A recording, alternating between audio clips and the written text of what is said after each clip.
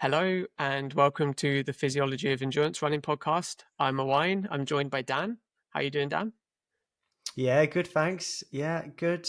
Uh, Back into training after a nice little deload week and a race. But doing pretty well. How Yep. about yourself? Struggling still, but we'll get there. We'll get there. Yeah. Yeah, Just finding out how unfit I can be after 12 days off. yeah. Well, hopefully this the conversation we've just had will be good motivation about thinking about the long term and Yep. just building brick by brick and sustainable training. Yeah. But yeah, Um, before we start, as always, we're sponsored by Saw. Um, yeah, check out some of the Saw gear. I know today I did my first run that wasn't just absolutely plodding, and I thought I'm going to run a bit faster today. Let's also feel good about what I'm wearing. So I put on my Saw half tights because I think the last time I would have worn them would have been probably one of my last long runs. And yeah, just it's nice stepping out the door. You're in a nice piece of clothing. It just I don't know. For me personally, it helped me mentally. Yeah, sort of thought I've got my Saw half tights on. I'm running a bit faster today. Didn't need to carry any gels, fortunately, but yeah. So yeah, check out Saw gear. Really yeah. good, I mean, good I quality put stuff. mine. I should have said actually. I went for a long run with someone else, and it wasn't you on I the know. Yeah, I Sunday. saw this. I ran with Jake Smith, James Hennigan, and John Butler. So a good group of lads there. What's James like? Jake Smith hopefully needs no introduction. 2:11 at London. James sub 14 5K guy. John ran 150 for 800 back in the day, but I think he's run like 14 low for 5K. And yeah, I needed my gels. I needed my gels in my sore shorts to get through it. 20 miles, 32K. I think I averaged 350K with Jake on undulating, for me, undulating Yeah, course. Yeah, I was working hard. Um, Glad I had my gels with me. Uh, but yeah, also I think we need to give a shout out to Doug Nichols, who has put together the hopefully very professionally sounding intro music that you'd have heard at the start of this podcast. So big shout out to Doug, one of the athletes I coach, for putting that together. Trying to give you guys a bit of a more pleasant experience and just awkward silence and pause before we come on air. So yeah, thanks Doug for putting that together. yeah. Cheers, Doug. Um, Doug, he broke 16 the other day, didn't he? Oh, I should give a big shout out to him as well. First time sub 16. I think it was 15:52, age 45. I hope he doesn't mind me saying that. I know he's around 16:0 and 16 like 02 a few times, but yeah, finally did it. So I know he was very pleased with that. More to come. More to come on a faster course, definitely.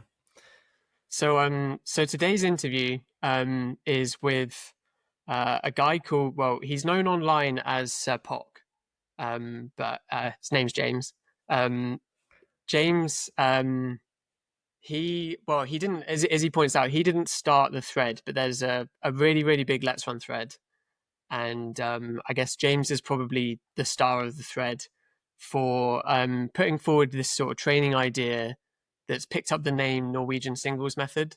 We really dive deep into the method with James, but essentially it's um, you basically alternate between an easy run and a session, a threshold session. So those of you that have listened to us before, the sessions are sort of between first threshold and second threshold. There's a little bit more nuance to that, but that is basically it. And it's really taken off. I think first of all, because of the fact it's quite different to how a lot of people train, and we cover that with James. But second of all, and I think sort of one of the main reasons that I was sort of saying to you, Dan, about why I think we should really interview James is because he's managed to communicate this sort of idea of intensity control, which is definitely out there, and it comes around when you hear about like the Ingebrigtsens doing their double threshold, and as James mentioned, even Lydiard back in the day, it comes around in these contemporary forms, but it's also in the literature, but doesn't quite make it out to the masses.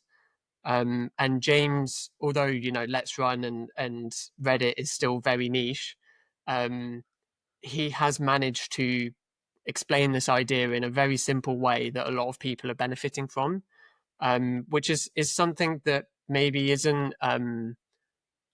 I guess you can't really teach it, but it isn't taught very much in, at least in the UK, and sort of undergrad and even really masters courses about scientific communication. Um, you can put it bluntly and say, what's the point in spending a year doing a piece of research if you can't communicate any of it? And Yeah, if it's it doesn't have any just, impact, then what's the yeah, point? What's the point? yeah. And I know there is a bit of a push now with research to sort of quantify impact outside of just journals. We could spend a whole episode talking about how journals are ranked and impact factor and things like that. But there is a push to sort of say, well, how are you getting this more mainstream? But James, with no scientific background, has been able to do that, which I think is really interesting and worth sort of diving into. Um, And he's yeah, also an interesting guy who's turned himself from a 28-minute 5K runner down to a 15 dead 5K runner and 2:24 marathon debut at London, yeah, having started running in 2021. It's very impressive, isn't it? And just yeah. it's a nice, if anything, just a nice case study to talk to somebody about how did you get from 28-minute 5K down to actually, probably one of the top 100 in the country. Yeah, he's 55th at London, fifth in his age category. So, like, yeah, Yeah, yeah, very amazing. Most impressive. most of us would love that. Yeah, Yeah, no, really really interesting chat. He's got an interesting sort of sport background anyway, which I think helps. Um, definitely once he sort of started this training method, I think that background helps as well, which we cover. But yeah, no, nice little chat. Yeah, I hope people enjoy. Let us know what you thought. I know we get a lot of DMs about Norwegian singles methods, normally that we don't understand it or we don't know what we're talking about. So yeah, hopefully we've cleared that up and can't do yeah, any more than getting the main man on himself, can we? yeah, no. So yeah, I hope you enjoy, and yeah, let us know what you think. Hey, so we're joined today by James. James, I don't know what the right term is. Internet famous, maybe. Oh, Internet no, no, I don't famous. know if that doesn't sound good. Yeah, yeah, true. Yeah, Message board famous. Mess- Yeah, Yeah. okay, we'll go with that. That's about as much fame as I want. So, James. Yeah, it's. I guess it's hard to describe for people that don't go on Let's Run, but you have probably you started one of the biggest Let's Run threads for your approach to running, basically. And yeah, we wanted to talk to you about how that came about. And I think as we go through this, people will see why we wanted to talk to you. I'd also say as well, in terms of like messages we get to like especially the podcast Instagram, your approach to training is probably the thing we get messaged most about. Um, yeah, I think we did a Q&A episode and we didn't really know what it was and then got quite a few messages from people saying, "Oh, I can't believe you don't know what this is." well, Um, to be fair to you guys, it's probably not too far off a lot of the things you probably promote anyway. Because I've listened to a few of your episodes, so I think it's probably not too deviating away from how you probably see training anyway. I don't think so. And I know when I said to Dan about talking to you, that was sort of probably the first thing that came up was the actual training itself isn't much different to what we've talked about for now coming on almost a year. Um, but I Yeah. think for me, the thing that really, really is interesting is, first of all, how you came from outside of running, which we'll get to in a second, and like looked at the sport and then thought, what's the most efficient way to train? That's really interesting. And then also how although it is Let's Run, it's like quite a niche part of running. Um, the way you've been able to communicate this method of training, because like scientists will spend their whole lives doing research and it never gets past a really expensive journal that you only have access to if you're at a university, whereas you've actually managed to do something that is You know, we say it jokingly, but it is capturing a lot of attention on the internet. And I think that's quite interesting.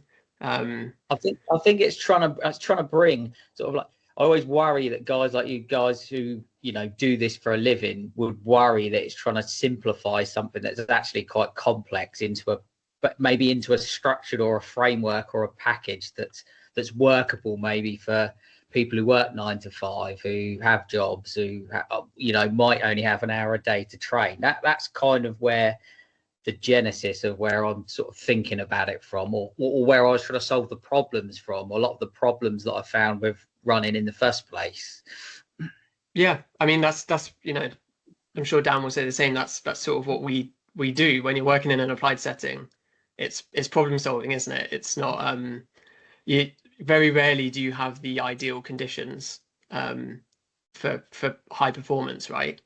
Like you're Yeah, having to and I think, like you said, Owain, when I first found out about the Norwegian singles method, or whatever we're going to call it, I was like, my response was, well, that's what I do. Like, that's what my training is, pretty much. And I think a lot of the going back to the applying it to like the day-to-day person, even a lot of the stuff that I do, we're getting people in the lab and testing them and getting their VO2 max and thresholds and economy and stuff. But actually, the numbers are interesting, but it's more just education piece on like, this is what intensity control looks like. Not every session needs to be 10 out of 10 intensity.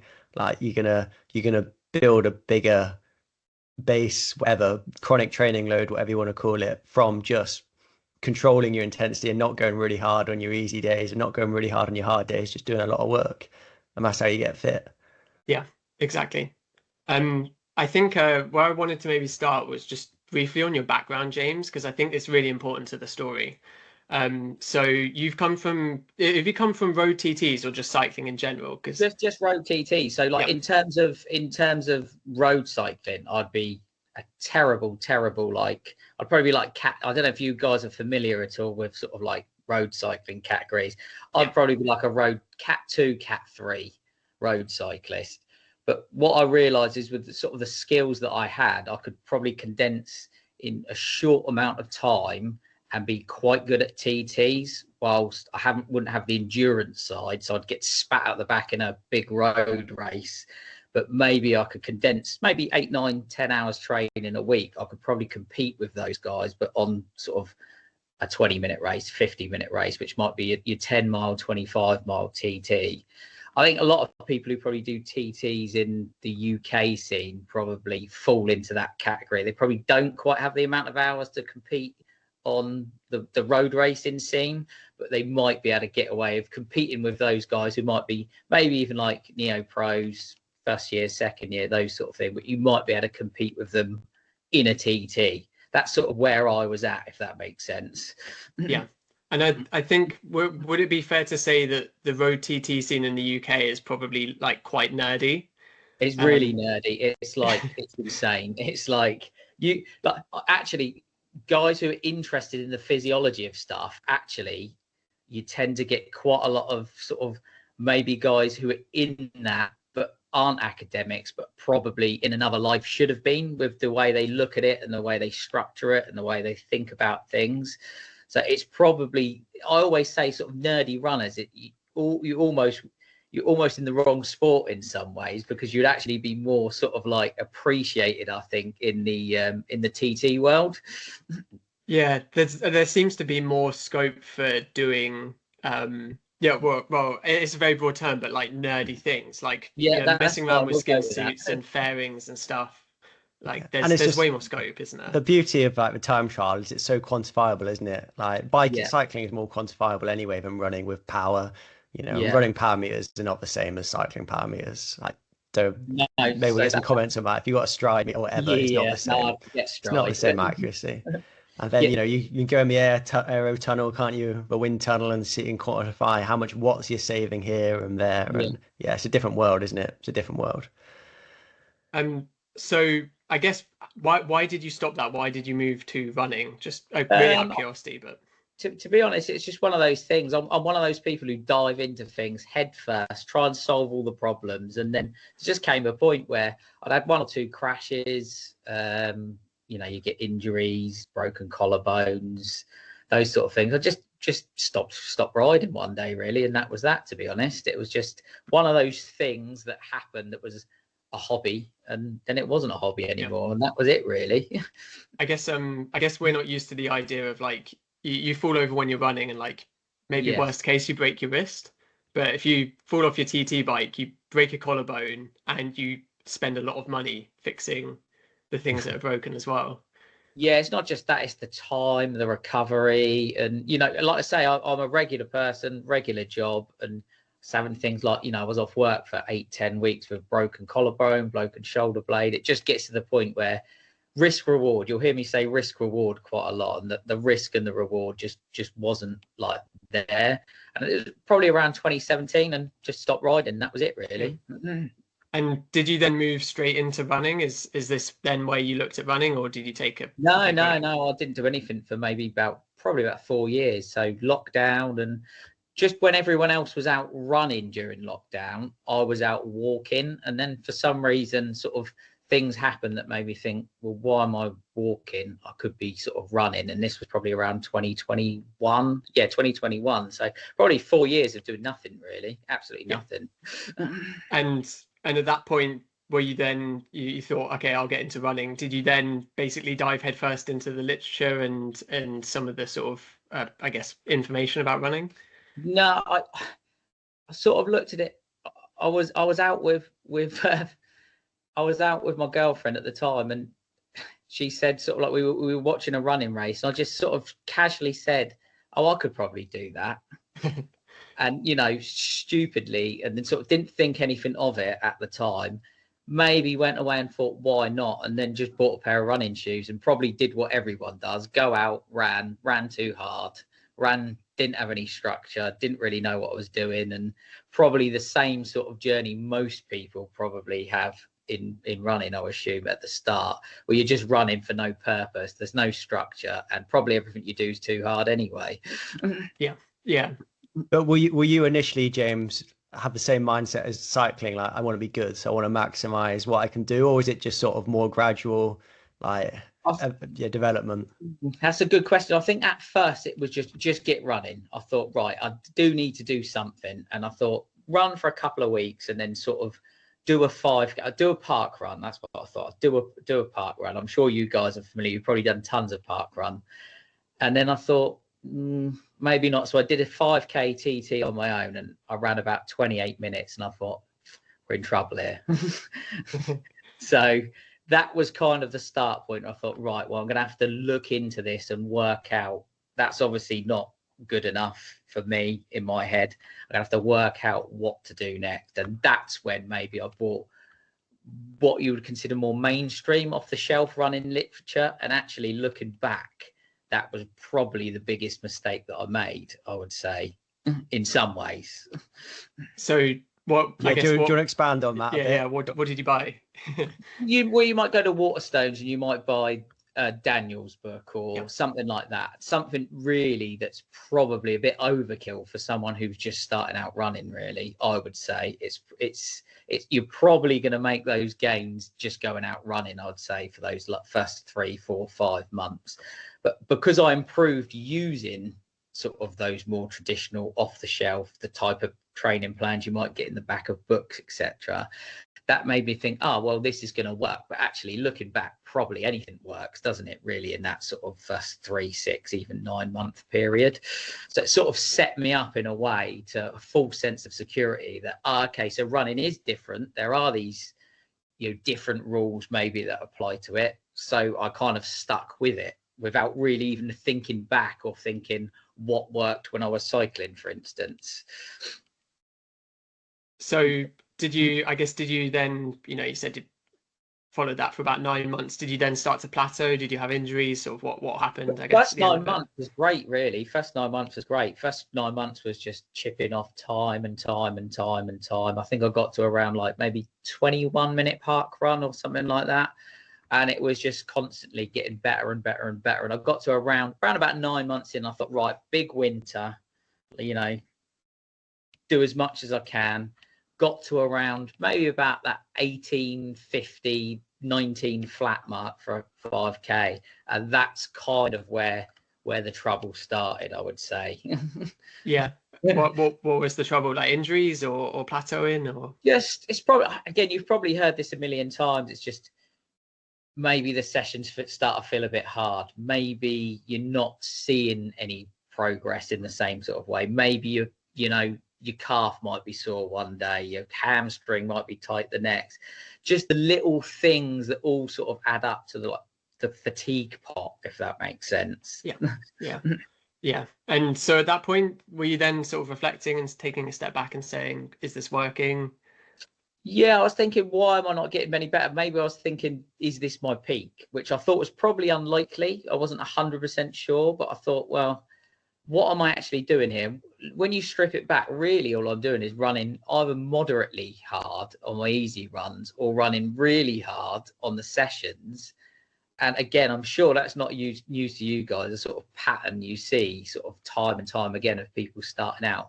I think it gets to a point where anything will improve you, but that was actually having a negative effect. It wasn't not only not improving me anymore, it was probably causing me, I like to sort of call it the boom and bust cycle, a bit like a roller coaster. You maybe have 3 weeks where you can get a good bit of training in, but you might have that 4th week where it's happening, well, I can't do this session, I might have to have an extra day off here, and kind of you never really get past that point, I feel. But you guys might feel different about that, but I think I've heard a lot of people sort of say the same sort of story. Well, I think that's still like pretty classic club scene running, isn't it, in Yeah. the UK? And that you turn up to your hard session probably twice a week and put yourself in a bit of a pain cave and race your best mates and work really hard, and then the rest of the days you just get through it, probably also running a bit too hard, and then long run turns into a race as well. Yeah. And yeah, it's not always a sustainable training, is it? Yeah, well, I think that's the thing. I was thinking, could I realistically, because I knew from my cycling training, realistically, I could just do the same thing week after week, month after month, year after year, with that little bit of increase, just that tiny bit of increase in load. You're just building and building and building, and you're chipping away at it. And I was thinking, I'm just not sure this is sustainable. I don't know if I could do this for even another like 3 months, say, let alone thinking about 6 months, a year, or how far down the line you need to do to, you know, put those foundations in place to really progress. I think that's a nice sort of way to reflect on it, isn't it? Like, you know, maybe at week 10 of a marathon block, you are like, because there's the goal at the end of it, you are thinking, okay, I'm done soon. But generally, you probably do want to be thinking, yeah, I could do this week again in 3 months' time. Like that. I don't think people do think like that, do they? No, I think they think in blocks of like, right, your marathon 10, 12 weeks, whatever it is, work really hard, have a break, and then start again and do the whole cycle again. I think people think, I think it's even shorter. I think it's 2 to 4 weeks. I think for a lot of people, it is just the next race, and it's trained to the next race. I think for me, like, even like when I was like 18, 19, 20, that's how I operated pretty much. It was like, right, what's next? What's the next race? What am I prepping for next? And I'd be racing like probably a couple of times a month, you know. So it wasn't long term. No. And it sounds like this was maybe then the genesis of taking a step back and thinking, okay, like, how do I approach this now? Yeah, definitely. The thing is, I mean, obviously you guys are familiar. The whole sort of Norwegian singles thing, if we sort of unpick that, really isn't really a thing, is it? Let's be honest. It's more, it's just a name that's stuck, sort of thing. So yeah, I was going to say, sorry, before we go on, is there a name you have for it? Because I think Norwegian singles method through us, first of all, the fact that everything apparently has Norwegian chucked on it at the start. Yeah, exactly. I know at the same time, like the Let's Run thread is called Modifying the Norwegian Approach to Lower Mileage. So I understand where Norwegian came from. But yeah, is there a name that you would prefer to call it? As you created it, you get a difficult one, really. I mean, it's a difficult one because the original thread was just some random guy posted it and I just happened to reply. So it wasn't even like something I started, if that makes sense. So it just kind of caught on.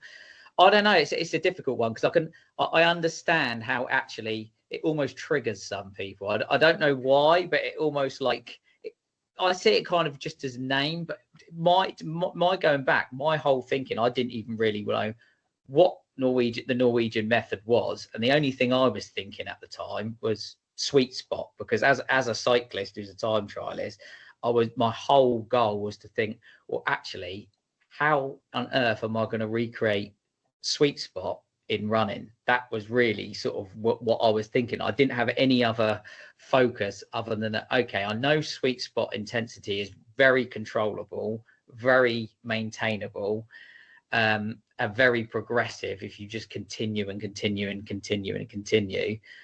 But I wasn't 100% sure, and that turns into obviously the Norwegian singles thread, sub threshold, all of these sort of things. So I don't know. It's a really difficult question to. I haven't got a clue. I don't even.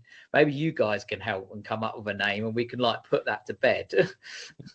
I mean, I just figured it's just threshold training. Yeah, it is really. And just doing it, once a day, not twice a day, because I think everyone jumps onto this. You need to do it twice a day, malarkey. Like you need to copy Jakob, whereas like that's how they're doing it. But people have been doing threshold training in Norway way before Jakob was doing it. Like you look at some of the Steven Siler stuff from like the early 2000s, and I remember seeing in there people doing 4 times 15 minutes and stuff like that, and with like a lactate of 2 or 3 millimole.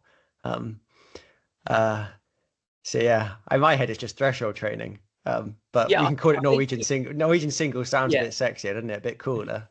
I think people are just looking for sort of a name for the framework that I've given people. I think that's mainly it, and I don't know what that name is, because it's obviously it's more about controlling intensity and accounting for load, which is maybe slightly different. I don't know. It's a really tricky one, really, isn't it? But I think you guys football fans at all?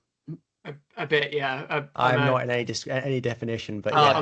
I'm a sad Reading fan, so everyone's kind of familiar with what the Champions League is, right? So the champion, it's not really the champion. It isn't what it says anymore, is it? Spurs might be in it next season or whatever. It's kind of just a name now, isn't it? It's not the champions anymore, but we kind of know what it means. I'm kind of sitting on the fence with that I kind of understand why people don't like the name Norwegian singles, but on the other hand, I think, does it really matter? I don't know. Yeah. It's a tough one, that, because I know it does trigger some people. So, I don't hate it. I think it distinguishes it from double threshold, which I think I think the first time I saw it as well, first time I saw the name, because I've seen the Let's Run thread. I said to you, I saw the Let's Run thread when it was like 20 pages, sort of old. But I saw it again on a Reddit being called Norwegian Singles Method, and I think this was like there was also a bit of a trend for about a month on Twitter of people saying like, oh, do Norwegian 4x4s as well, wasn't there? I think that all came at the same time around like the end of last year.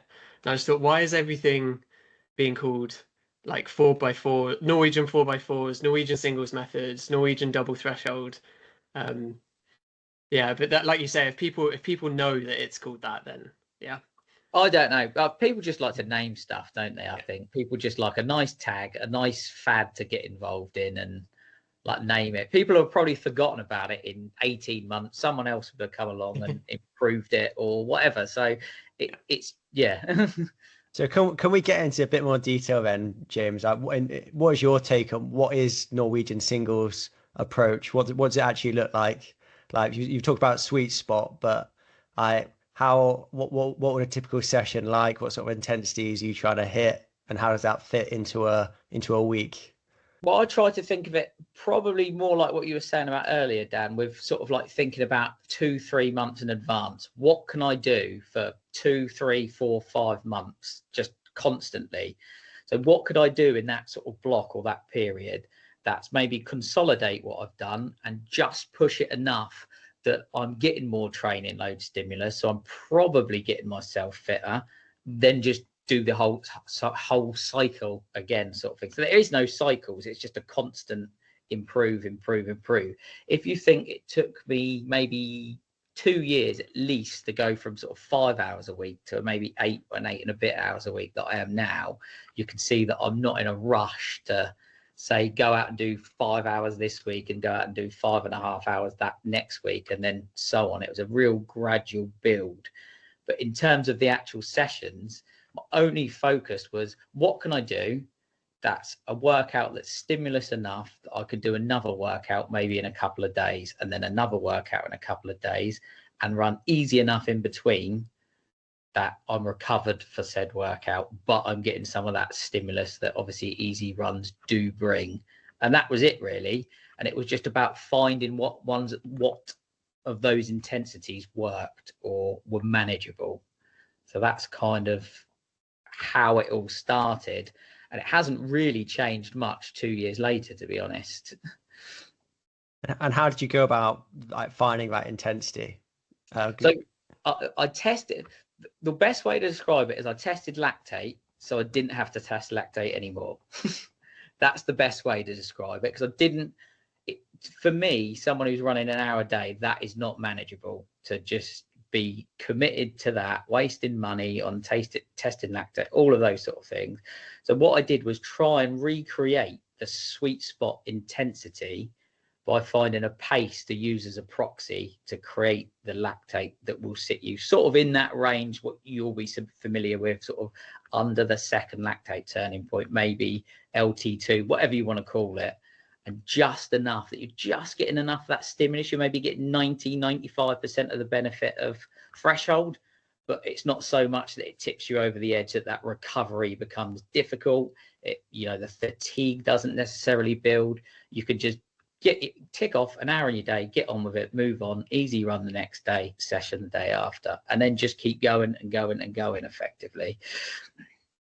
So have you ever measured lactate at all, or is this quite a lot? Yeah, so at the start I measured it quite a lot really. So it was really handy that, when I was doing it, I was basically really textbook in the set. So I was sitting around about 4 when I was doing it, sort of step test that I did. So that was really handy because a lot of the literature obviously lines up with that, and I was just very average in the sense that that was really handy. So then when I was planning the sessions or trying to find those paces as the proxy to use long term, so I didn't have to test lactate anymore, it just meant I could sort of target maybe that 2.5, 3 range sort of thing. So if I was seeing that with the paces that I was running, I was pretty confident over time I could just keep repeating that, and it seems to have worked quite well. So I've sort of spot tested as I've gone on as well to just check that still lines up with the sort of paces I'm running.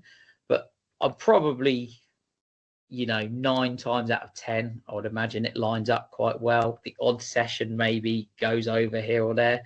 For me, who runs an hour a day and just wants to get on with it, that's not enough for me to sort of worry about, if that makes sense. It just fits quite nicely. It just fits and packages into sort of think 7 or 8 hour week just for a runner who's happy to run once a day. Does that make sense?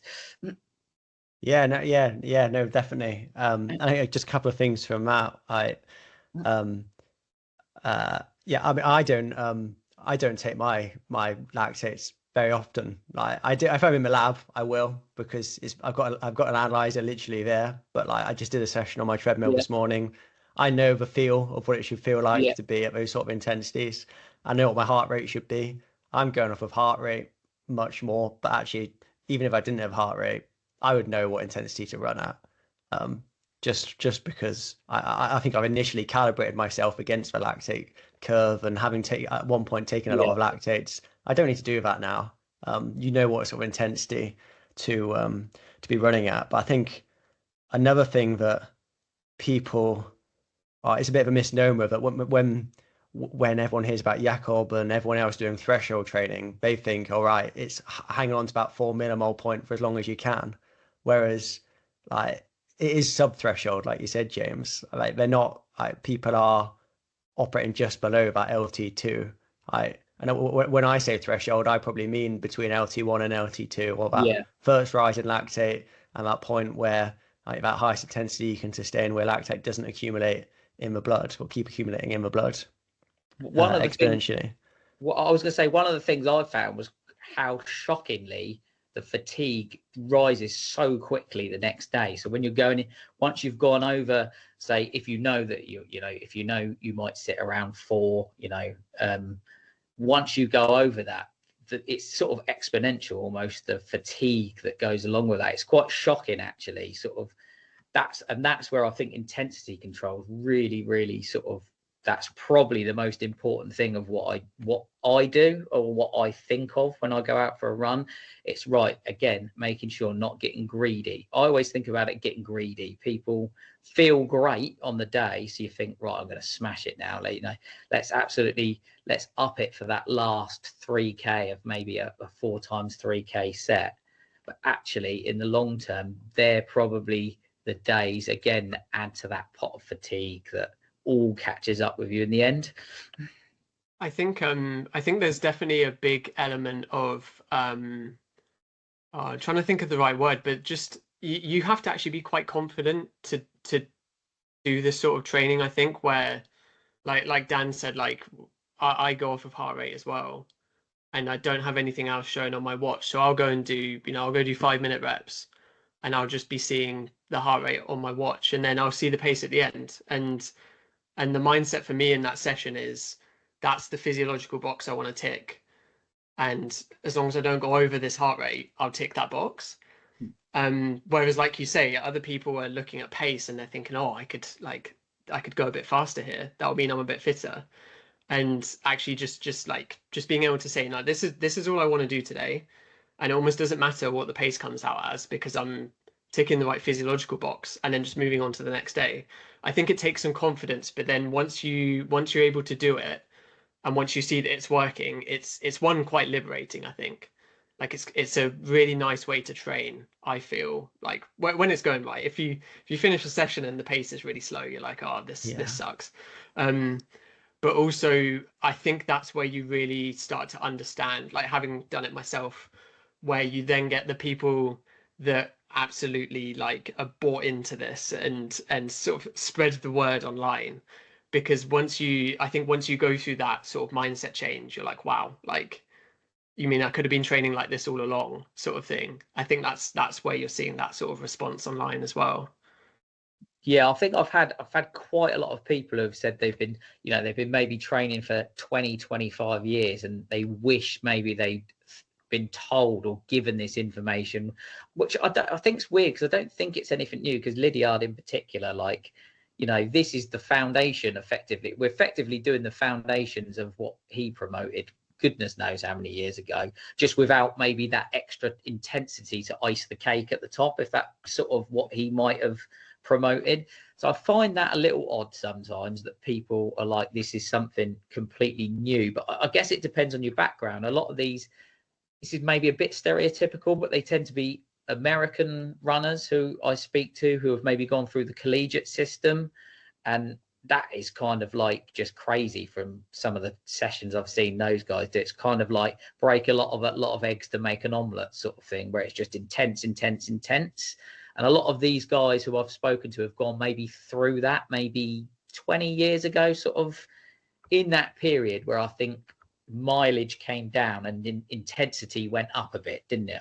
I think so. Yeah, there was definitely a period of a poor period in American running, wasn't it, where it was lower mileage, all intensity, and actually everyone got a bit worse, I think. Whereas now the Americans are running great, and some Brits are running great too. And I think most of that is coming from a higher volume, more controlled approach. And I do think, over the last 5 years, times have just exploded, and some of that is super shoes, but definitely a more smart approaches to training. But I still think that's still trickling down to the club runner. There's a lot of people still doing the same thing they've done for years and years and years. You still see plenty of people doing 6-7 minutes of work in a session and being absolutely blown up at the end of it.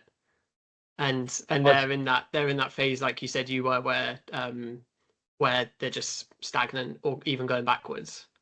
And you know, I've spoken to plenty of people, I'm sure Dan has as well. You try to say like, yeah, maybe slow down and do like half an hour's worth of work. But it takes a bit of a leap of confidence, because I think a lot of people think, and I know I felt it when I started doing this sort of training. You think you're sort of saying, oh, those last however many years were a waste, and I was doing it wrong. You almost, and you're not really admitting you're wrong. Like, you're learning from experiences and mistakes. But I think there's a fear, maybe because you're sort of, yeah, admitting you were training badly or not optimally. But yeah, I I had my experience of this is I had a coach come up to me. I was doing a track workout probably about maybe a year or so ago, who, you know, I'm sure he was trying to help, but was saying, unless I get involved in the track sessions, unless I put some speed into those legs, there's no possible way I could break 17 minutes for a 5K. Just little things like that. And I think, I mean, I'm sure what I was lacking of, you know, when I was at that stage where I couldn't break 17 minutes, the last thing I needed was a lot of extra speed in my legs. I just needed more aerobic conditioning. I just needed to do more work. I just needed to push my threshold up from below, which would create more speed in my legs anyway. And that was probably it. But I mean, I still see those guys sometimes on the track, absolutely, like they're like sprawled out, like you say, after like 10 minutes of work. And I'm sort of just doing my laps around the track. And it's hard, isn't it? Because I think there's probably still some coaches out there who might promote that if you're not on the track picking up your lungs off the floor, like at the end of a session, you're doing something wrong. But I don't know. I don't know if that's your guys' experience as well, sort of. I mean, that's where I came from as a kid. I think, like, I remember, yeah, doing session. Well, every session was like hands on knees at the end, and you know, I might be doing like 10 400s off a minute, and now I never do any of that stuff. When I'm running for, I'd run a PB over 15, 3K, 5K, 10K, any distance now, from Yeah, doing none of that work at all. You need a little bit. If you're going to train, if you know, obviously, if you're preparing for a 5K and anything shorter, 3K, 15, whatever, yeah, you need a little bit of that work. But the emphasis is just completely being skewed historically towards everything being at that intensity. yeah, there's definitely this idea of like working on your sprint finish or your kick at yeah, the end, but actually you could spend 6 months and be 30 to 60 seconds further on. So exactly. if you're racing yourself, you're going to beat yourself anyway. Yeah. But oh yeah, the person coming second might have a slightly better last 100. But you know, you would take the bigger improvement, wouldn't you? You'd take being finished before that person's even kicking. Well, that's the point, isn't it? I don't think the fact that I couldn't kick at the end of a 5K was any of the reason why I could only run 17 minutes. And I think you'd find, obviously, some people might have peaked there, but probably most people, there's still more of that easy, like it's the low hanging fruit analogy, isn't it? There's probably more of that low hanging fruit to easily pick before you get to that point where those gains finish, which I haven't even reached yet, I don't think. And I ran 15:01 the other day, and I don't think I've probably maxed out that sort of the low hanging fruit gains yet before I even really need to necessarily worry too much about what do I add to that? What do I do? You know, I'm only at 8 hours a week. You probably haven't maxed out all of those easy gains, even at 8 hours a week. I don't think anyway. No, I definitely, especially when you're so new into your running career, really, like in terms of what 2021 was it? You said you started Yeah. properly training. Yeah. Uh, I'd be interesting to hear more of your take on like this idea that you're just looking to accumulate chronic training load. Is that something you're actually Yeah. monitoring on a training platform, or is it Yeah. just more of a general idea? Yeah, no. I'm monitoring it quite closely, and I don't think it's perfect because I think I think it's good. It's a very good metric to look at if you're training like I am, which is it's not polarized, it's more sandwiched, but there are only really two intensities. There's either really easy or just below threshold. But actually, those are the areas where probably looking at chronic training load, they probably work reasonably well. The areas it doesn't work particularly well, especially for running, is the really intense stuff and the stuff maybe of when you're running maybe 3, 4, 5 hours sort of thing, maybe for an ultra runner, for example. That sort of in between window, it's the same for cycling actually, it works reasonably well.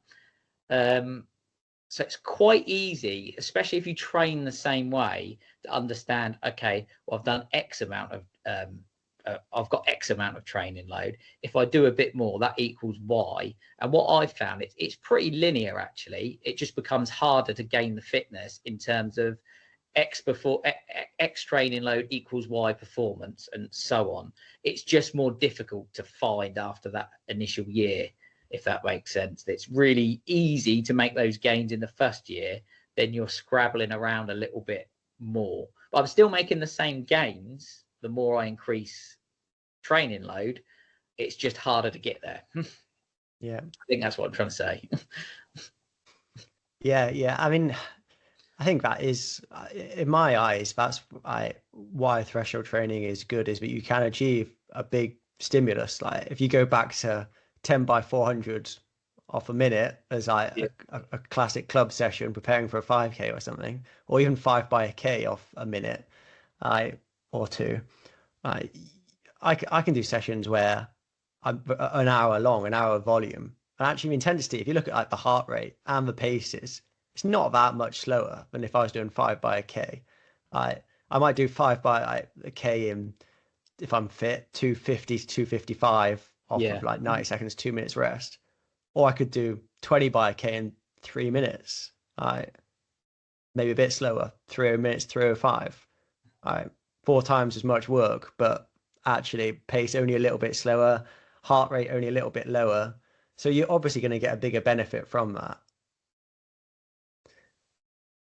Yeah, no, I was going to say, I think that basically sums it up pretty well. And the extra bit on that of where I'm thinking of is, well, what's the risk reward ratio of how you balance thinking of that, if that makes sense? So how much risk should I take versus how much reward do I want? And that's where kind of I settled on the intensity, or the areas that I did, which are either very easy, which are much easier. That's one of the things people struggle with. The easy days are going to be if you follow my training, it's way easier than people are used to training. Again, I can see you guys nodding, so I suspect that that's something you probably promote, is a lot of easy running. And on the flip side of that, again, just how intense those intense days are, just to make sure that we are recovering and we are getting, if you look at the two, so if you look at a week that I used to be doing when I started out versus a week now, there's probably, in terms of intensity over the course of the week, it's probably very similar. It's just that I'm recovering better, so I can do more of it. Essentially, it's just how the training's structured rather than the actual load itself. Nice. Yeah, and I think because we haven't quite directly covered it, but the method, you know, what you sort of the idea you sort of put out on the Let's Run thread and that's built is this idea of basically easy quality. And then you have a bit of a long run. I guess we'll get onto marathon training in a minute, but generally like a bit of a longer run on a Sunday, would you say? Or so the long run is just an extension of the easy run. There's nothing fancy about it. It's just an easy run that's longer. That's pretty simple, really. Don't try and be cute with it. Don't try and be clever with it. Don't try and pack it with 3K intervals in the middle of it or something. Just go out, try and enjoy it, which is hard even at the best of times, but just try and enjoy it and just tick it off and get on with it. So it's effectively 4 easy runs and 3 workouts, because the long run for me is just an extension of the easy run, really. And what's a typical session looking like, James? So I'm trying to maybe now, right at the start, it was sort of maybe try and get 75 minutes of work into a week. That was the start, within sort of a 5-hour framework. As it's gone on, it's probably around about maybe 105 minutes of work a week, all around that sub-threshold intensity. So now it's sort of like I'm tending to do a longer one on a Tuesday, so it might be maybe 40 minutes of work. So that might be for me at the moment something like 4 times 3K, and then maybe 6 times mile repeats on a Thursday, and 10 times 1K on a Saturday. Obviously, the intent, the paces are slightly different, but obviously you're manipulating pace and time to sort of roughly get to the same intensity anyway. So, and anything else is just easy. It's not rocket science. There's not a huge amount more to it, but it's understanding and underpinning the principles of why you're doing it, I think, is what maybe some people are struggling with. Yeah, and like we were saying, just being able to, not just absolutely rinse yourself for those, K repeats. That's I guess the challenge, and it sounds really easy when you say it, and it's again like well we said at the start, like this is sort of the training we've been doing anyway. So to us, it's like of course you do that. But yeah, for like you say, for someone that's been training for 20 years like that, it is really hard to, or 20 years not like that, it is really hard to let go, isn't it?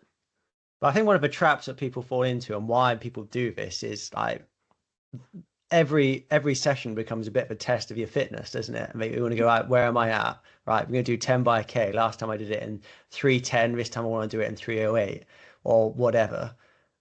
For me, I'm going. I can still see. I liked what you said, Owain, before, and you just want to tick that box. I want to hit these heart rates, and that's the session done. Which I've ticked the box. I've done what I wanted to do. Great. Big tick. But for me also, I'm tracking my progress by going, right, what pace am I doing now for the heart rate? Can I go a bit faster while still keeping my heart rate under 170? And that's my progression.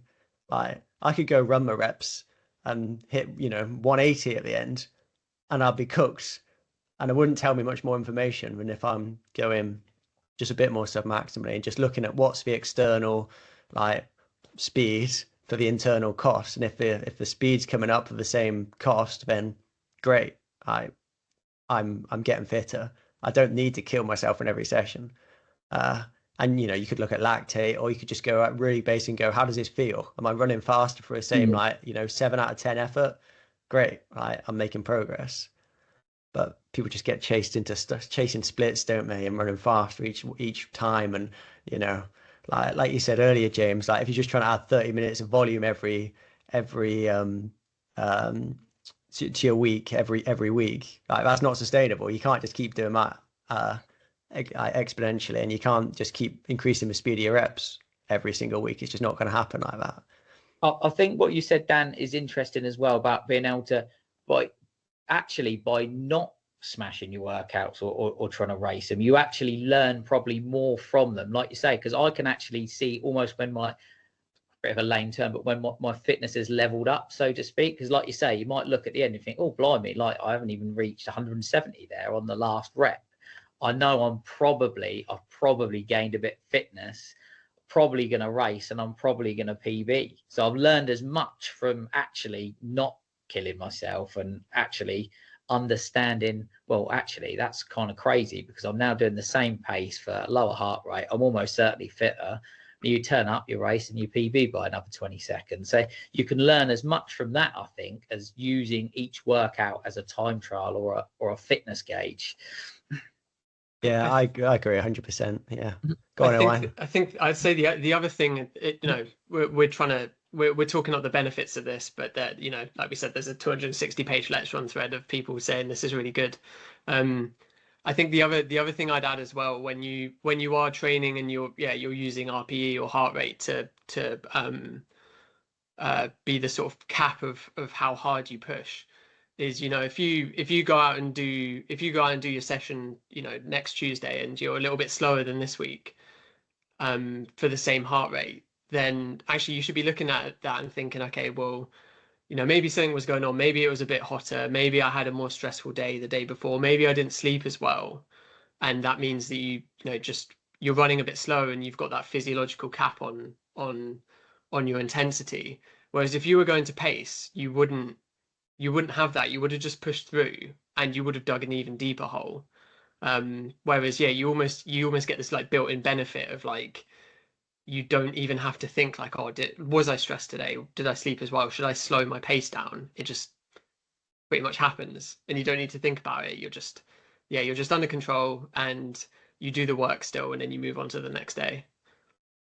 They're the Yeah, hard days, though, aren't they? They're the ones where it's hard to go, oh, I need to be sensible here when the paces aren't looking great, and stuff like that. But that's probably, like you said, even more important to really put a cap on things and just get through it and actually be a bit fresher for the next one, or it's a bit, the conditions are a bit better, whatever, and just trusting the long-term process.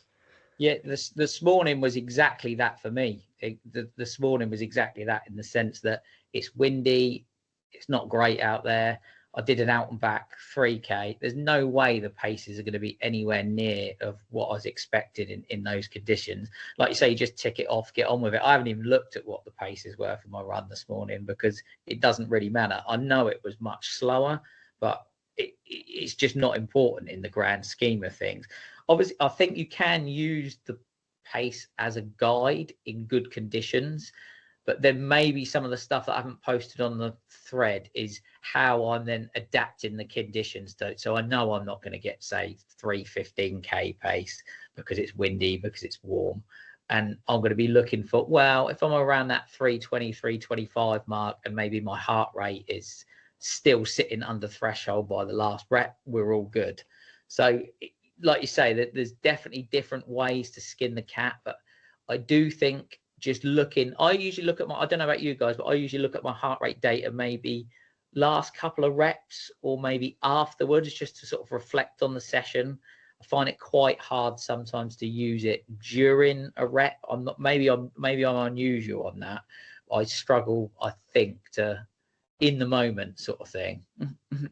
Often I'm doing stuff on my treadmill, and that makes it a bit easier. Okay, yeah, that's But then I just, even if I'm on my track, I just start off conservatively and go, right, if I want to be probably just under 170 by the end of the last rep of the session, then actually the first few reps I might be peaking at the end of that at like 155, 156, yeah, and then actually I can just, it's nice then to be able to just progress the pace a little bit if things are going well, and just work your way up to that heart rate rather than the mistake people make. Right, if I give someone a heart rate zone to work in, and I say, right, you need to be under 170 for the whole session, well, they'll get to 170 at the end of the first rep, and then obviously with heart rate drift and core body temperature getting up, they have to slow down the reps over the session, and that's not a fun way to run it. It just psychologically feels bad if you've got to start slowing down, and it probably means they've gone out. They obviously have gone out too hard on the first one, because their heart rate would be in the right place, but if you took their lactate, it's going to be way higher, just because it takes a bit of time for these things to stabilize.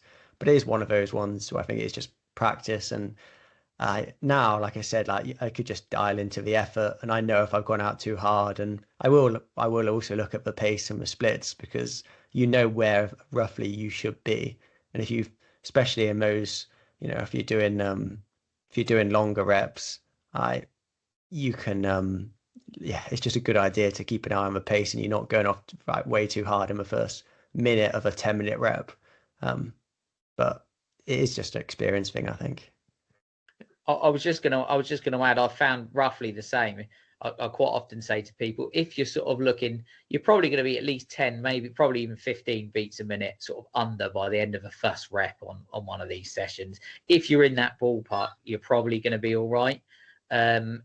If you get to the point where it's too high on the first one, you pretty much know you're going to blow the workout, sort of thing. If it's maybe 5 under, if that makes sense. Yeah. I mean, I did. What did I do this morning? 4x6 minutes, 6x3 minutes, 8 times 75 seconds, and yeah, I think by the end of the 6 minutes, I was into the low 160s, and then my goal was just to spend time in that 160, 170 area. And if in doubt, I'd much prefer to be a bit lower than a bit higher. So I think my heart rate peaked at 166, and my LT2 is about 170. So maybe I could have squeezed out a few more seconds a K there, but what benefit is that? What extra benefit is that going to give me? It was feeling hard enough, so it doesn't matter. It doesn't matter. It's one single session. Yeah, that's kind of what I always try, and I think people fall into this trap of they think about sessions in isolation. You could have pretty much pushed that, I would imagine, in isolation, and it wouldn't have made any difference, but it would get into a bad habit. It creates patterns of those bad habits, I think, which then build up over time, which, you know, add to the tank. You've only got so much tank in the fatigue tank before it all overspills. And I think what I try and tell people to do, and what I try and do myself, is, like I say, not get into these bad habits where just because you feel like, okay, maybe I could have gone a bit more, that I do.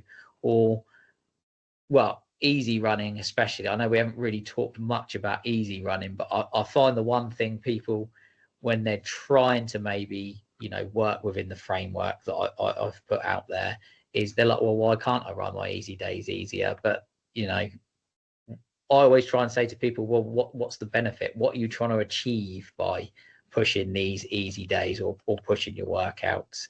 But again, that's something I think might be ingrained in runners. Maybe that's my advantage. I'm not thinking it I come from the outside, so to speak. I'm not thinking of it from, you know, how you were saying you were coached maybe when you were younger, Dan. I don't sort of have that stigma, maybe. So how are you judging the intensity of your easy days? Is it just to feel and just going out and making sure it feels easy? So I just literally have just heart rate and time, nothing else on my watch, literally nothing else. I don't worry about distance. I don't really worry about pace anymore. It's just, I've given sort of everyone this sort of magical cap of like, don't go over 70% of max heart rate. It's really arbitrary, but I feel like that's probably low enough that it's definitely going to be easy for virtually everyone, 99% of people.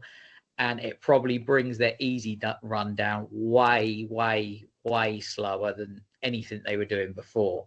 And I don't think I've ran over 70% of max heart rate for an easy or long run for probably at least 2 years now.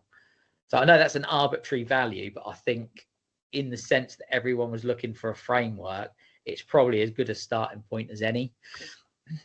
Yeah, that's a good way, just to put that cap on people, because it is really easy to have your easy run like creep up in pace, isn't it? And then it's no longer easy, then you're sort of touching almost on what you're doing in the sessions. Again, I think it just comes down to, does it really matter if how much more benefit you're going to get by going, 10, 15 beats a minute higher? I've just done my calculation here, James. For me, that workout is 133 heart rate. It's 70% of my max. I average about 120 for most of my runs, with a max of 190, and that feels about right. And I can get so much mileage without breaking down at that intensity, and probably doing an extra hour of training at that pace is going to get me more adaptation, more gains than pushing each one a little bit more, but not being able to have the same recovery and being a bit more fatigued going into the sessions. So I had a look the other day just because someone asked me. I think on average, I think it's about 66% of max heart rate is my average for all my easy runs for the last year. So that's a pretty low. It's probably around about where you are, Dan, actually, thinking about it, because my max is about 194. So it's around about 66%. So I'm well under even that cap that I've sort of given other people. And I mean, I've trained all right. I've got better. So like you say, does it really matter? Am I going to have got anything extra out of going 73% of my max heart rate or 75? And that's the sort of range people start saying, well, I can run easy at 75, 76, 77% of my max heart rate. But well, again, you can in isolation, but what is this doing in the long term? This is very much starting to all sound suspiciously like you're in that steady zone, where you're not really getting not any tangible or much measurable extra benefit, but you're certainly increasing the fatigue. That's my view on it anyway. Yeah, and I think I always think the higher the volume of training you're doing, the lower the intensity is just going to have to be naturally. If I was only doing, 4 or 5 hours a week of training, I probably could go and run every easy run, a minute, probably getting on for a minute a K faster, and still actually heart rate and lactate being okay and not being that high. But if I'm going to do like 12, 13, 14 hours of training, I could not sustain that. I would just break down. Yeah, I think it is just finding something that's sustainable long term. Well, I always sort of think if it was sustainable, the pros would be doing it, wouldn't they? At the end of the day, they would be doing their easy runs at 75% of max heart rate. But like you say, it's just not sustainable. And as I've gone up through the hours of the training that I've done, I've needed more easy running to sustain the threshold work. So I think that's natural as well. It maybe started out about 75-25, and it's sort of now nearer that sort of, you know, I won't say magical, but that classic 80-20 range. And then as, you know, even up to 80, you know, 85-15. I don't know if that's where you are, Dan, but I would suspect it's probably on 13, 14 hours. It might have even gone beyond that 80-20. Yeah, I'm more probably like 90-10, Yeah, probably something like that. Thinking about it, like maybe a bit, yeah, roughly about, I'd say. Yeah. Before we get into London Marathon and your great performance there, are you doing anything? I know we've talked about actually not running really fast all the time, and actually the massive benefit you can get from just controlled running. Are you doing anything a bit more for a bit more of a mechanical stimulus like strides or sprints or anything like that? No, nothing at all really.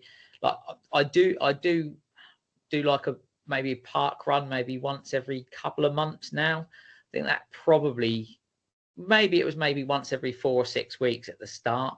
I think just racing now and again provides the stimulus really. I mean, if you race enough, it probably just does much of the job that maybe a more intense VO2 session or some hill repeats might do. I think it just keeps you sharp, doesn't it? And I would encourage anyone to, racing's fun as well. Racing's the fun part, right? I mean, the training's the bit that sucks really, isn't it? I don't know. I love the training. Oh, I love the training as well. Yeah, but I love the training. Yeah, I do think, yeah, if you're racing all the time, like you definitely don't need those hard sessions as well. Excuse me, yeah. Wait a minute. Whilst Dan's doing that, so London Marathon this year, because I think that's, I mean, the thread was already massive, but I think your London performance really sort of yeah, I think I don't know what the right word is, but blew the Let's Run thread up a bit more. I guess first of all, what sort of changes did you make to your training to train for London?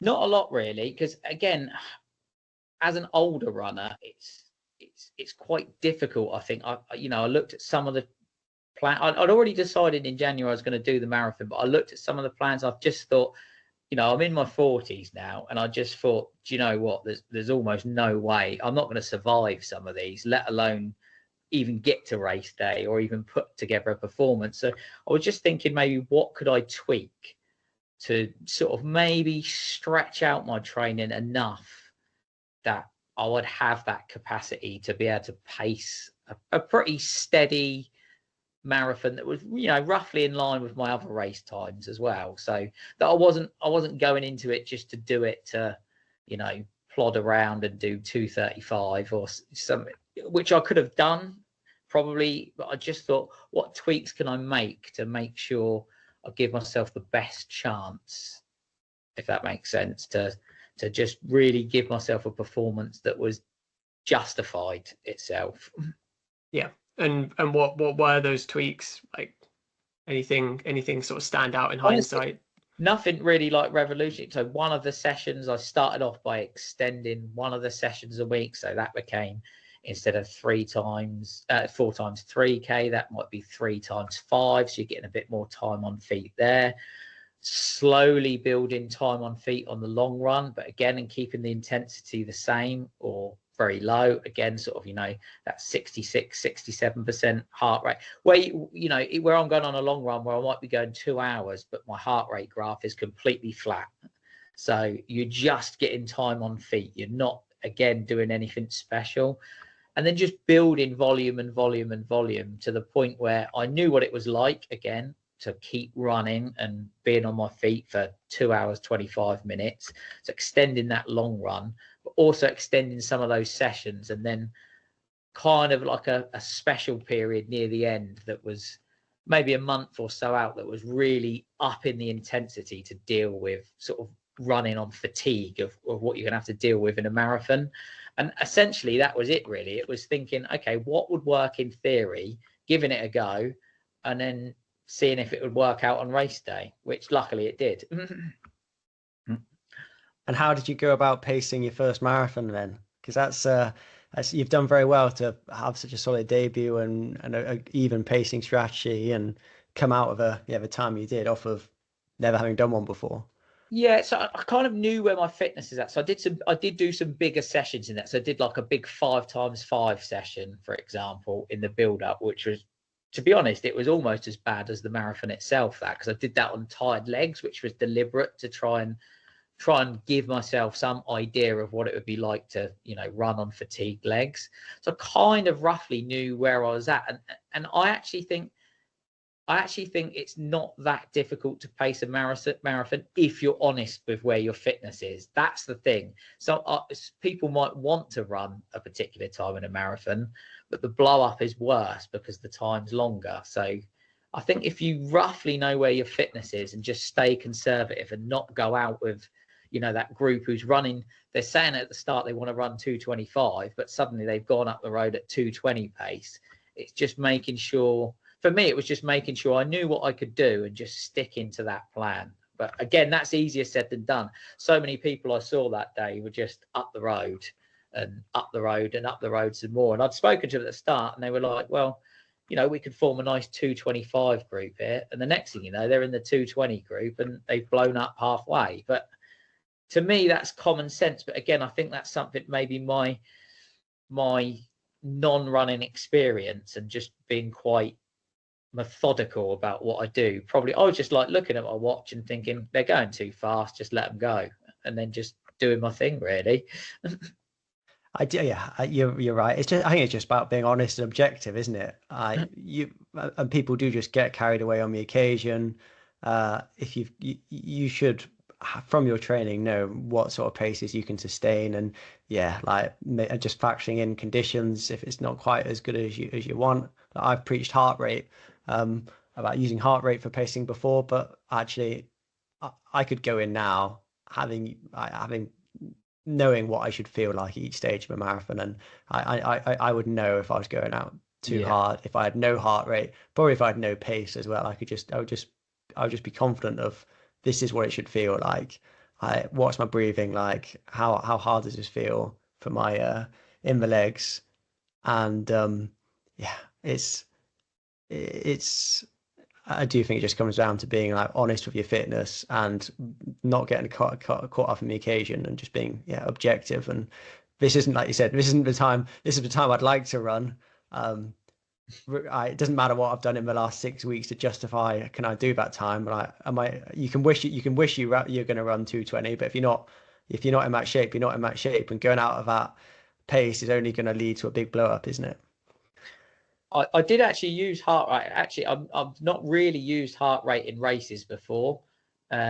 Obviously, you have it on the watch and you might glance at it, but I was quite conscious actually in the marathon. I was thinking, well, if I'm seeing anything more than sort of like 1:65 after half an hour or so, I'm in deep trouble here. So I was just kind of using that as a guide. I knew roughly what my average heart rate would probably be by the end of a marathon. So the pace was not irrelevant because I was kind of keeping an eye on that, but I was keeping an eye on my heart rate a lot more in this, knowing that, well, I'm obviously going to have to be well under my average heart rate for the first half, because obviously you're going to be deep in trouble by the end. There's not a lot you can do with that, is there? You know, nothing you can do in training is going to prepare you for what that last half hour might be like, and your heart rate's through the roof. But just making sure, just control, again, it's just about intensity control, isn't it? Just making sure that, like you say, being honest with yourself and making sure you're running within the realms of your capabilities rather than your wishes. Yeah, definitely. Yeah, and I think because we probably should have said, so you ran 2:24:08 at London, and sort of going back sort of half an hour ago in the conversation where you were saying, you know, before the Let's Run thread and before the Norwegian singles method, you'd run would you say like 18 minutes of 5K? Or And 28 minutes of 5K well, at the 28 start was the minutes at the starting start of the point. journey, yeah. That But was you know, the even start, yeah. So that was, but yeah, I was stuck. I was stuck around that 18:50. Even when I started running like this, it didn't really click in. It was not a lot happened for quite a while, I'll be honest. And that's the thing I think a lot of people struggle with, because actually you might actually be doing less for a little while. It's only the more becomes when you don't have to have those breaks in training. So I might have even been doing less for maybe the first month or so. So you might actually be doing less to do more, if that. It's kind of a really weird way of looking at it, but it's the tortoise and the hare race, isn't it? It's so I didn't actually, nothing actually, I almost quit again, really, after about 6 or 8 weeks training like this, because actually I ran a park run and I was worse. I think I ran like 19:01 or something. And I was thinking, oh God, I really might have reached my peak. So it's really important to remember this isn't gonna solve your problems overnight. And I know you were talking about at the start, Dan, about really small people thinking in smaller training blocks. If you can't think outside 8 or 10 weeks, there's probably no point in even training like this, because you're not going to really see those gains until maybe 3, 4, 5, 6 months down the line. So I think that's important for people to realize as well. It's not going to solve your problems overnight. Yeah, because just going back to what you said there with the you could do what you were doing previously for 3 or 4 weeks, and then you'd have to take some downtime. Well, if you want to move to a system that is more controlled and sustainable, then by definition your training load is going to have to come down a little bit. So you may well have to be doing less training initially to just find that starting point, and then you can just keep, once you've found something that's sustainable, then it's just nudging up slowly over time, isn't it? And that's going to lead you to those long-term benefits. It's like the accumulated aggregate over time, isn't it? Is more, but in the isolation of maybe that 2 or 3 weeks, it's less. It's just over time, it just adds up to more. And then you really start to see the benefits. Everyone seems to really start to see the benefits after that 6-month period. That seems to be when the really big breakthroughs are coming, and it's not working any magic. It's not doing anything special. It's just people are managing to train more than they could train before, because it's sustainable and they can run every day and they're not having those down weeks. Yeah, and it takes a long time for the body to adapt. It's not, again, another sort of especially UK club misconception is like doing something the week of a race or 2 weeks before a race or even 3 weeks before a race. It's not really going to do much. No, like a big specific session, isn't it? Yeah. In the marathon, you need a few of them, don't you, just to bridge that gap? But yeah, that 9 days, 10 days out before a 5K, 5 by a K at race pace, that's not going to make a difference, is it? Not really. No, it's the 6 psychologically months before. it might, but like physiologically, you're not going to get a good like 2% gain there from doing that one session. Yeah. So you've sort of covered one there, James, but is there any other sort of misconceptions or things that you see, especially now, sort of popping up? Especially in the Let's Run thread, but like we said, there's Reddit threads about this as well. Is there anything else you would like to clear up? Because like you said, that is a big one that I see a lot. It's mostly other people now posting it in the thread. But saying like you have to be patient, it takes a bit of time. Is there anything else you sort of see pop up that there's usually quite a few things that come up that are always repeating. It's sort of like, how can I do this on 5 days a week, or how can I incorporate stuff into the long run? I think that's where people are trying to get, and that might be something when you get to the point where you might be doing 10, 12, 14 hours a week.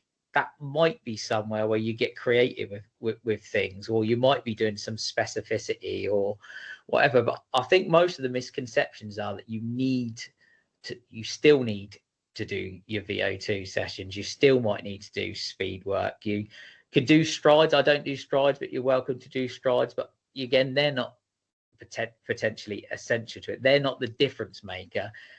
The main misconception is people are misunderstanding what the point is, and the point is that you're trying to gain for the long term. You're thinking, you've got to think months ahead rather than think what sessions do I need to do in isolation.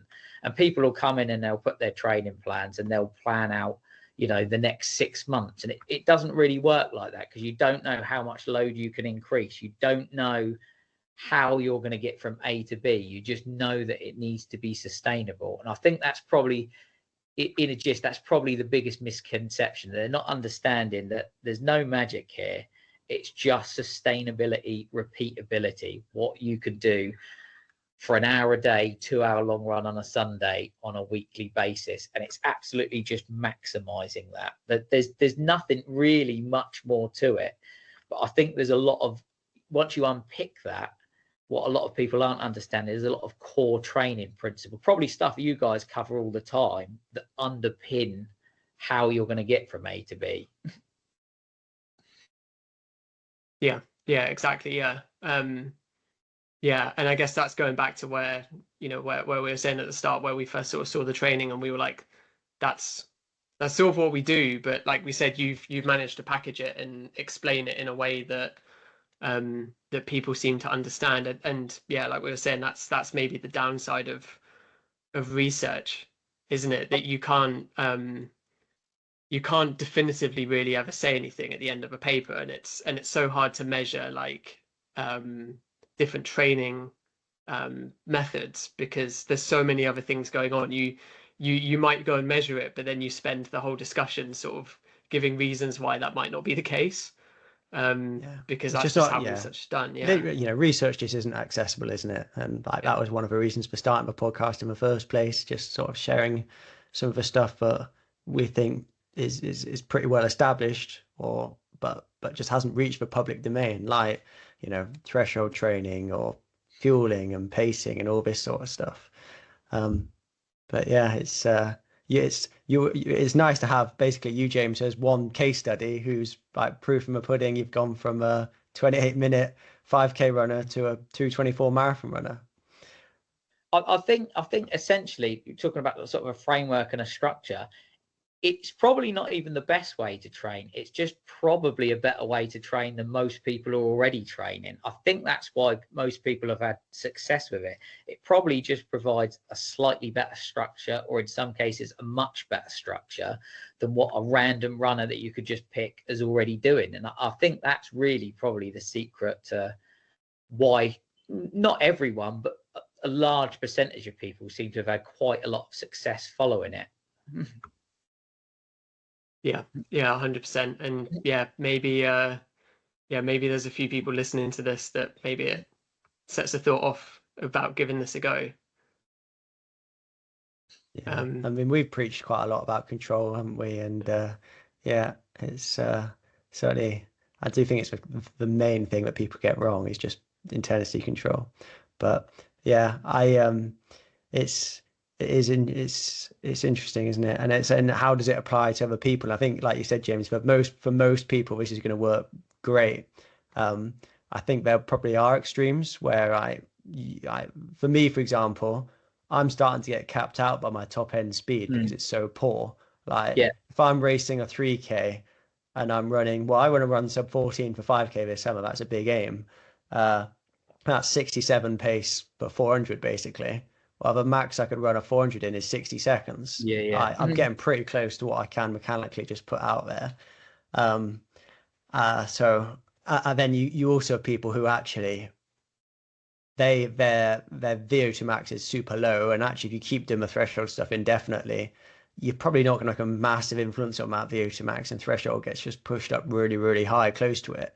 And they're the sort of people that I think maybe need a bit more stimulus. But from what I see in the lab, they're the people who have been training for years and years and years and maxed out pretty much their threshold potential.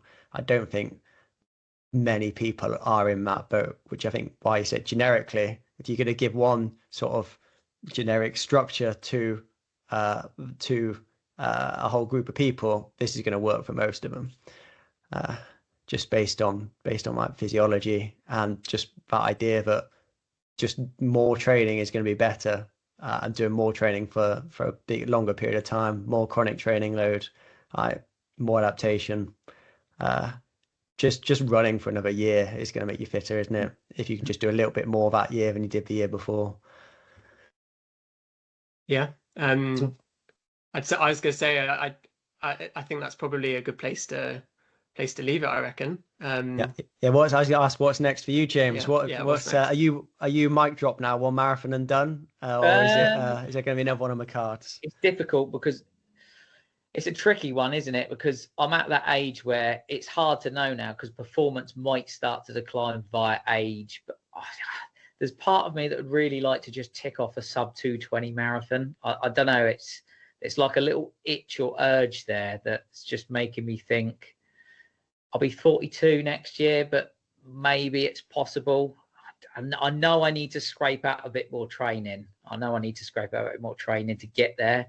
And it's, do I want to go beyond that hour a day, 2 hours on a Sunday to get there? I don't know. I haven't 100% decided yet. But something about a 220 marathon just sounds quite good, I think, especially at my age. I don't think that's too bad. It'll be very good. Very good. Yeah. But there's plenty of examples of people running very well into their 40s. Andy Davis in Wales, you ran them 2:14 at age 44, maybe. It was a PB for him. He's been training for 20 years, more than that, probably 30 years. But yeah, I think still potential. I think I have that advantage where I'm not fatigued by running as well yet. And a lot of, when you see a lot of the age group things, they tend to be guys who maybe came to running late. I think it's quite similar in cycling as well. So I have that advantage, because someone who's a full-time runner who goes age group, their motivation becomes lower. They're doing less training. I think sometimes people who come to running later might have that enthusiasm that you might have had when I was in my 20s, but I just happen to be in my 40s now. So maybe, that drives that. I don't know, a sub 220 marathon and sub 15 5K, and then I'll go and take up swimming or something else. Yeah, conquer a different sport, endurance sport. You're basically at the sub 15 surely. Anyway, aren't you? So got to be triathlon surely. Like going from TTs and then a 2:24 marathon, you dominate. Duathlon maybe. Yeah. Yeah, I'm not sure about swimming. I haven't swam since school. I hate swimming personally. Stupid sport. Duathlon takes up too many Olympic medals as well, but that's another discussion. Maybe I'll do a duathlon. Maybe that's something. I've still got a time trial bike, and actually, funny enough, I tested my power about 6 months ago. It was actually pretty decent just off running. So there's something for your cross training box. Yeah, but maybe a duathlon. Watch out, duathlon world. Thanks so much, James, for doing this. Really interesting, and like we said, like it's pretty cool how you've been able to get things that have been in the literature for a while out to sort of the masses in a really nice way.